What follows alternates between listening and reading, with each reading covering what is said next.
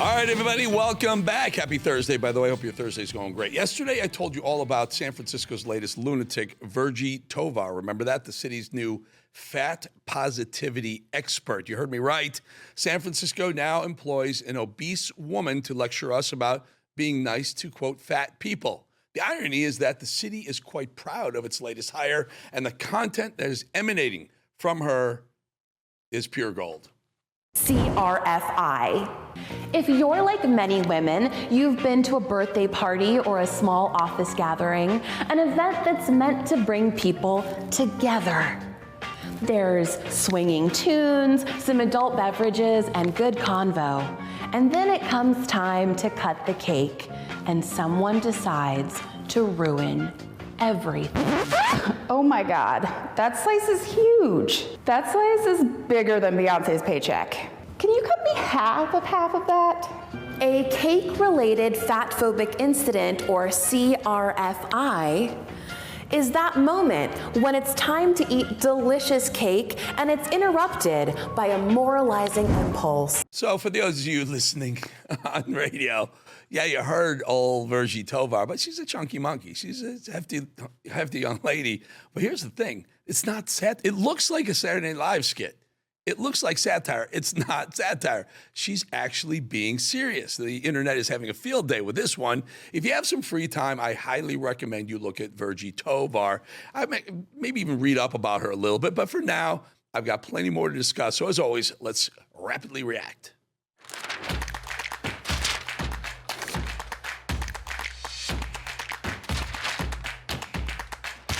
So I wanted to move on, but this fat czar, Virgie Tovar, is on one hell of a run. She's all over Twitter and sitting for weird podcast appearances. Last night, she's a liberal darling and seems to be enjoying every single minute of it. A quick reminder here, folks. Virgie Tovar was hired by the San Francisco Health Department. So I want you to listen to her opinion on the importance of individual health. Where do you see the intersection? Really, what is your definition of health? Yeah, that's really complicated, right? I think I want to talk about that question, but I want to start by saying that, no one has to be healthy. No, right? Like, I mean, it's like, no, like there is no governing body that's like out there putting, you know what I mean? It's like no one owes anybody that in either the traditional sense of the word or any other more innovative or, more politicized, maybe even version of that word. So she says nobody has to be healthy, and then the other clown, the podcast host, whoever, he's like, he's agreeing with her. That's an actual, nobody has to be healthy. That's an actual quote from the newest employee of the San Francisco Health Department. Nobody has to be healthy, the health department. Anyone see anything wrong with this besides me? I did some digging on our new friend Virgie and found out a bit about her. About her past. To land a position like fat positivity czar, you surely have to have quite the resume. Her written works include, quote, "You have the right to remain fat," something that seems more like a mockery than an actual book. She's a contributor at Forbes, where she covers the plus-size market, if you can believe that. Her recent articles cover a, quote, plus-size Thanksgiving and fat phobia in TV shows. In July, Tovar posted that she conducted a weight bias training for unidentified government workers, sharing 4 tips she taught to help decrease, quote, this is her words, stigma around food and bodies at work. The New York Post claims that she conducted a weight bias training for government workers. I'm sure that was everyone's favorite day at the office. Our tax dollars are being paid for Virgie Tovar to lecture lazy government employees on being nice to fat people. It gets worse. Tovar offers DEI corporate trainings per her website, which lists the Seattle Transit Agency, UC Berkeley, obviously, and other notable companies as former clients. She, according to her own website, offers DEI training for companies. Of course, she does. I'm all about bringing you guys the truth. So ready for this one? Virgie Tovar is everything that is wrong with the United States of America in 2024. Obesity is a disease.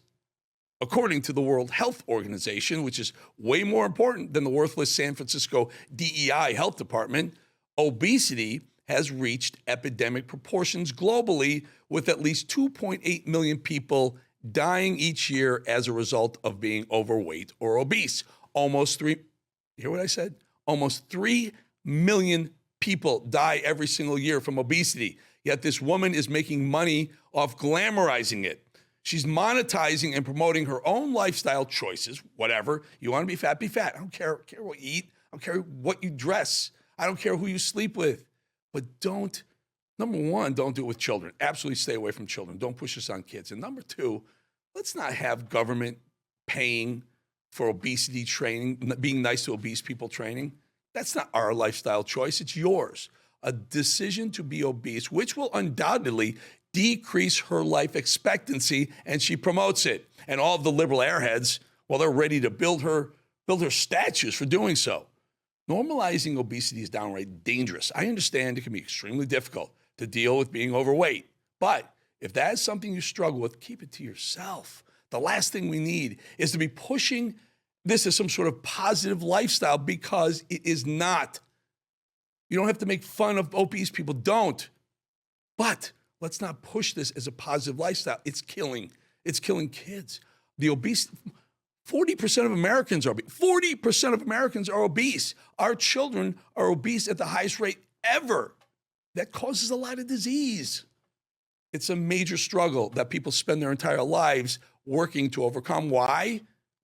Because if they don't, they're going to die or they're going to get sick. So let's not say it's okay to be obese.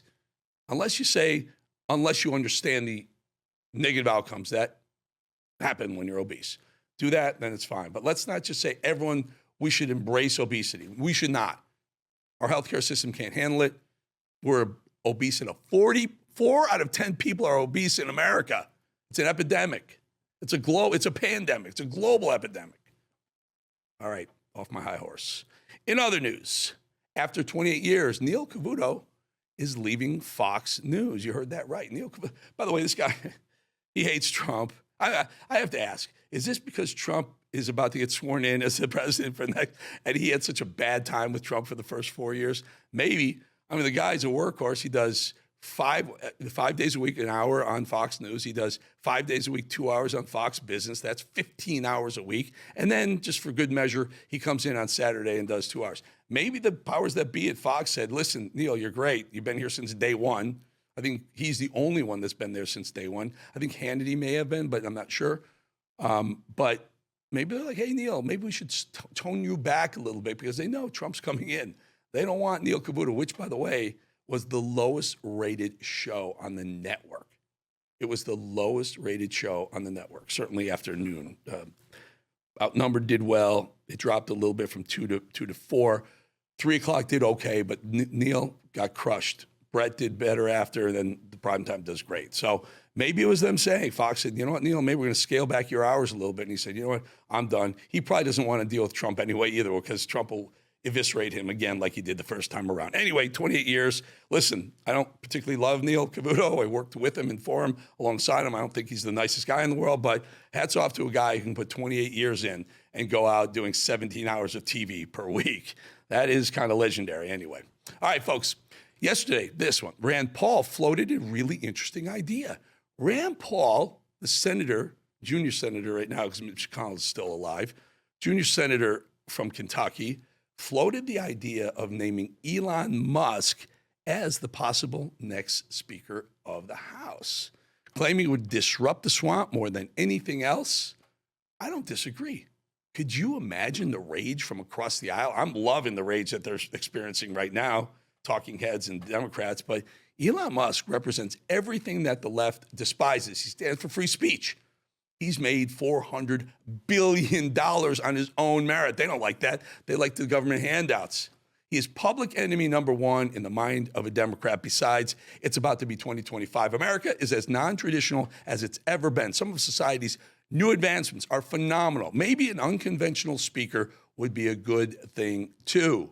The modern Republican Party is constantly advancing thanks to Donald Trump's progressive way of thinking. When I say progressive there, I mean forethought. I mean, seeing the picture, seeing the playing field down the road, seeing the game before it's actually even started. That kind of progressive, not the left progressive nutjob DEI, blue hair wokeness. That's a different type of progressive. And as for Democrats, they prefer to run the same lunatics out every single election cycle, but with slightly more radical talking points. I'll give you proof in a second, but I just want to say the Speaker of the House doesn't have to be a member of Congress. The Speaker of the House could literally be everything. In fact, we were trying to push for Donald Trump to be the Speaker of the House before Mike Johnson got that when Kevin McCarthy was pushed out by Matt Gaetz, our friend. Anyway, you want some more proof? The Democrats' bench is so thin, people are actually advocating for Kamala Harris to run for president again in 2028. Now, let me tell you something. After a miserable, failing twice, miserably here in 2024, this ridiculous political cult can't produce even one better candidate than Kamala Harris. Kamala, Cammy as we call her, running again in 2028 would be an absolute gift to America. She would basically lock in likely another 8 years of Republican leadership. 8 years. Whoever the Republican is, it's not going to be Trump. He's term limited, I think. So whoever it is, Vance, DeSantis, 8 more years. Hopefully, once that's complete, America will look somewhat normal again. And folks, 2021, Goya launched Goya Cares, a global initiative to protect children and educate children on mental health. Goya Cares is providing schools and community centers with a preventative education curriculum and a free assembly that includes the viewing of Goya Cares' movie called Press Pause. Press Pause is a short film and intended to raise awareness regarding mental health issues, abuse, and bullying among children and teens in our communities. Press Pause is an educational film following 15-year-old Sofia Rodriguez as she navigates adolescence, self-doubt, and an abusive relationship amid her parents' turbulent divorce, set within the cultural context of her Hispanic family. The film explores her discomfort with unwanted attention from her uncle and the pressures of maintaining a facade of perfection in high school. It introduces the Press Pause campaign promoting kindness and advocacy, highlighted by Sophia leaving a note saying, "You matter," for a bullied peer. The film encourages open family communication about mental health and culminates in Sophia's transformative realization of her right to seek help.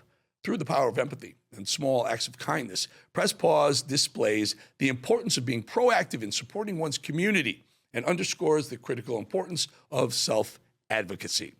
Okay, folks, time for today's Truth Bomb. Oh, it just keeps getting better and better. Truth Bomb, always uncensored, always Bolling Truth Bomb. This truth here is a truth that we've been talking about for a very long time. Fani Willis, that legal thug by definition, has been disqualified from prosecuting Trump in the state of Georgia. Get that? An appeals court in Georgia said, Fani, you and Wade, you did things wrong. Fani, you took money. Actually, gave Wade money to prosecute Trump. He took you on vacations, expensive vacations, bought you stuff. And then, by the way, Wade was coordinating with the White House, we now found out. So Fani Willis, the Court of Appeals in Georgia, has said Fani and Wade will not be allowed. They're disqualified from prosecuting Trump. Well, if you go that far, Georgia, state of Georgia, why don't you go ahead and prosecute her?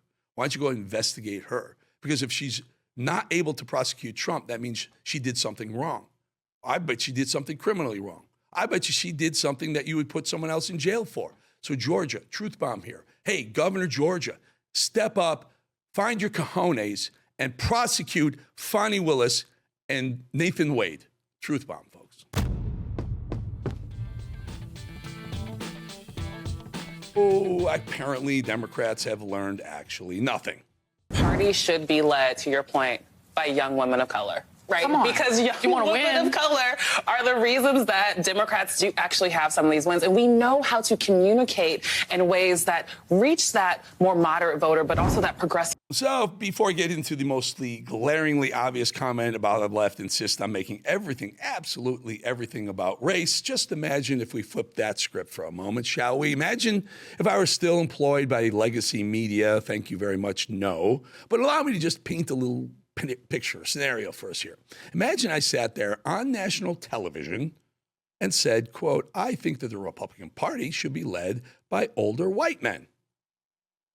This party seems to have learned nothing on the left, have they? It shows. Let's get into it. There were some fumes here and there right after the election when the country woke up and said, it's November 6th. We have a new president. We learned that not only did Donald Trump win his second presidency, but he won it with gusto, handily, emphatically, unquestionably. He was mandated to go take care of the country. We saw roundtables on CNN, MSNBC, Bill Maher, The View, discussion after discussion about how the Democrat Party has lost touch with the American people. But wow, how quickly they forget. Like California Governor Gavin Newsom, that good little globalist China soldier, thinking that in just a couple of weeks, or a couple of years, we forgot what they put us through suddenly. And so, very conveniently, Newsom just signed a bird flu emergency declaration in California. A handful of cases by migrant workers. And suddenly it's an emergency, a global emergency. Globalists everywhere have been salivating at the thought of a brand new epidemic to control the world. Well, look who else is excited. We've got to flood the system with testing. If you don't know the extent of the spread, you're really swimming blindly, as it were, not knowing where you're going. My recommendation, and I'm not alone in this, a number of my public health colleagues and my infectious disease colleagues say the same thing. We should be doing more widespread serosurveillance testing for the extent of the infection. Perhaps a large number of people are asymptomatically infected, and you really need to know that. Isn't he done yet? Shouldn't he keep a lower profile? Shouldn't we be prosecuting that son of a bitch? Look who came out of a $400,000 a year retirement. Mr. I am science flip-flopper Fauci wants a little taste of bird flu. They'd like that, wouldn't they? Monkeypox didn't quite catch on the way they'd hoped it would, so they found another animal to latch on to instead. So California declares a state of emergency as bird flu, known also as H5N1, jumps to dairy cows. Human cases are being reported, I think 30 total in the whole country. No one's really sick that bad. Well, guess what? Fear ramps up. Testing escalates. Fauci comes out of retirement. And look at that. A familiar pattern emerges just as President Trump prepares to take office. Conveniently, the establishment left and establishment rhinos move into action. Food shortages, economic fallout, pandemic whispers begin to swirl. They know exactly what they're doing, friends. They know exactly what they're doing, don't they? No surprise that Gavin Newsom was the first one. He jumped right onto the stage in a state of emergency. Sorry, but the timing is far too convenient. And you know what else I've seen? We've seen this playbook before, and we know it all too well. Reminder, in 2020, they used the virus to lock down nations, crush economies, and silence dissent. And it didn't do a freaking thing. It didn't save a life. It may have cost more. Now, as Trump prepares to retake the White House, the new crisis looms, and the headlines are setting the stage. Human cases rising, they say. That's a favorite of theirs. Also, quote, emergency contaminant. Also, biosecurity measures ramped up. Ooh, those are scary shit, man. Those are also some of their tried and true panic inducers. We know what they want to do. How long until lockdowns return? How long until they try to isolate, divide, and this is their ultimate goal, and control us all over again? California produces nearly 20% of America's milk. Think about that. This isn't just about cows right now or getting sick. This is about our food supply, the supply chain. It's about fear. We all know that the globalist agenda thrives on crisis. A new pandemic panic could be the ultimate tool to derail Trump and keep the public compliant. Ask yourself, is this about health or control? We're being primed, folks. We're being set up. The machinery is in motion. Lockdowns 2.0, mandates, surveillance, and narrative control all within their reach. This isn't just a virus. For them, it's a vehicle. Another state of emergency to silence opposition, manipulate elections, and consolidate their control and power over us. We shouldn't be afraid of bird flu. We should be afraid of the government's response to bird flu. It doesn't even have to be dangerous in order for them to use something as an excuse to shut down the world, shut down the economy, to steal our liberties. and to transfer wealth from our government, which is our money, to them. They think we so quickly and easily forgot how kids ran up and down football fields and playgrounds with masks on, or how the elderly died alone, how funerals were unattended. They learned absolutely nothing. And we've learned so much more. Like the fact that even though Americans can see the sky with our own bare blue eyes, even though we have pictures, videos, eyewitness accounts of drones and unknown objects flying overhead, they continue to gaslight us. They don't have our trust. They lost it several thousand screw-ups ago and several thousand lies ago. The experts in every single realm have lied to us. And they wonder why we panic when objects fly over our heads. Then no explanation to us. But they're actually gaslighting us now about we know what we're seeing. They've learned absolutely nothing, yet we've learned so much about them and what their plan is to control us. As we sit here, the big guy is now down at the lowest approval ratings in his entire sad, pitiful presidency. Biden has dropped a 34% approval rating in December. That's a 4-point dip from October's horrible 38%, with nearly, a month and a day left in office. 66% of Americans do not like what Sleepy Joe is doing. Like I asked a few weeks ago, how much damage can be done in just 2 months? Apparently a lot. This guy, this party, they've learned absolutely nothing, and it shows. The voters spoke, and they spoke resoundingly in the voter booths. No more woke, no more inflation, no more wars, and no more money sent overseas. No more climate change, green energy bullshit. But they don't care. They're doing everything they can to try and push through their agenda in the final months and weeks, and they're using our money to do it, even as he heads for the exit. That is, if he can find the exit without being led by a rope or his wife.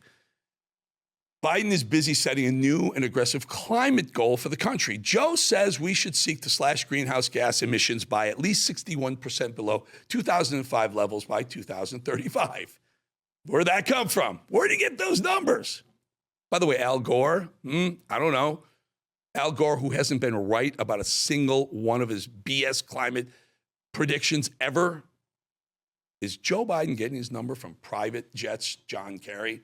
Do they realize how ridiculous they sound? And did they realize that we don't care about the nonsense? Americans voted resoundingly for lower inflation, lower gas prices, lower energy costs. And on the way out, this numbskull degenerate is talking about climate change goals set by an autistic Swedish high school dropout.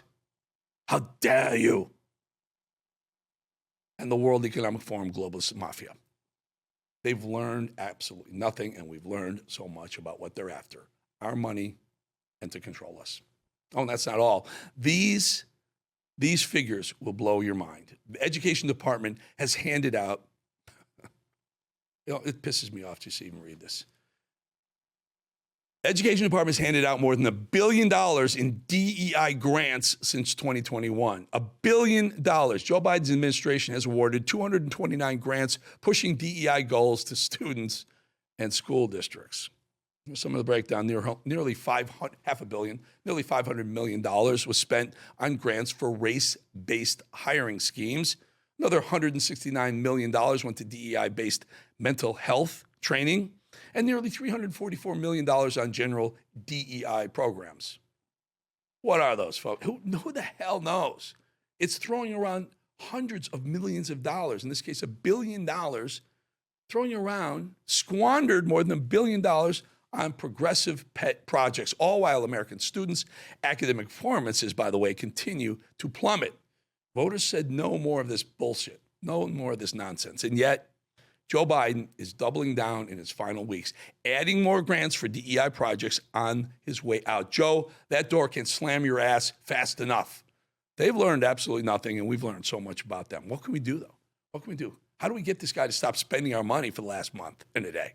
How do we do it? He's giving $1 billion here, $1 billion Africa, making climate change rules with a month left in his presidency. They're only going to get reversed when Trump comes in. But when he gives away money, to Ukraine like he's doing again, we can't get that back.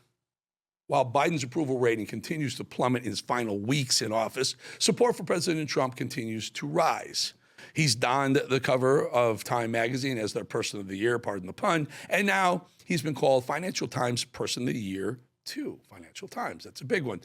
And get this, folks, Jeff Bezos, and we have friends who were here that saw this in person. Jeff Bezos had dinner with President Trump and Elon Musk last night at Mar-a-Lago. As Trump points out quite rightly, quote, "Everyone wants to be my friend." Yes, they do, Mr. President. Yes, they do. The point is that no one wants what the Democrat Party is serving, not their race-driven policies, not playing that damn race card every chance they get, not their influx of illegal migrants, not their wokeism. Americans don't want it. The November 5th vote proved that handily, and yet they're still pushing that BS, that equity nonsense. And they keep pretending that it has nothing to do with their agenda or policies, but it has everything to do with their agenda and their policies. They've learned absolutely nothing, and we've learned so much about them. Again, January 20th can't come soon enough, and I will tell you this one more time. If you see one more of these people on mainstream media, on MSNBC, CNN, the broadcast networks, The View, if they come out and say, we have to have black or white or Hispanic or female or dogs running the freaking country, turn them off. Just turn them off. It's not what it is. Put the best qualified people in place, anti-DEI, anti-woke, anti-bullshit. Put the best people in place. Hey, the American people did. They put Donald Trump in office. Okay, folks, I have to show you a little typical Christmas in New York. I apologize if people are listening on radio, but this is great. So I'll set it up before we roll it. There's a, in Grand Central Station. Or Penn Station, one of the two. It's either Grand Central or Penn. I think it's actually Penn Station because this person sent this to me. Took video of a lady Christmas caroling. She's singing and she's beautiful. She's dressed up singing Christmas songs. And if you keep watching to the end, towards the end, over just right next to her, the camera, my friend who took this, I think his name is Edgar Messi. I think it is. Anyway, he took this video. If you watch it, he pans to the right, and there's someone being arrested, violently being arrested, as this woman sings Christmas carols. Watch.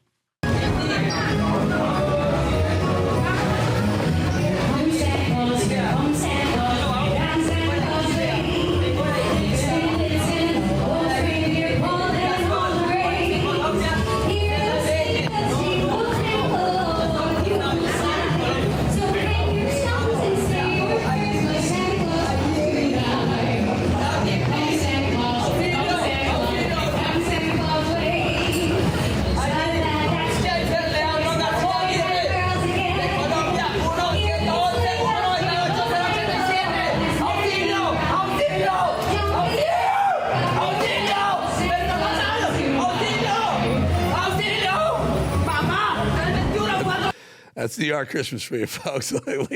Beautiful lady singing beautiful Christmas carols, and the dude getting handcuffed right next to her, and everyone just walks by like, yep, that's New York. Thank God for Florida, my friends. Thank God for Florida. Love y'all. Good to have you on. Subscribe, send it, share it. Love you. Bolling out.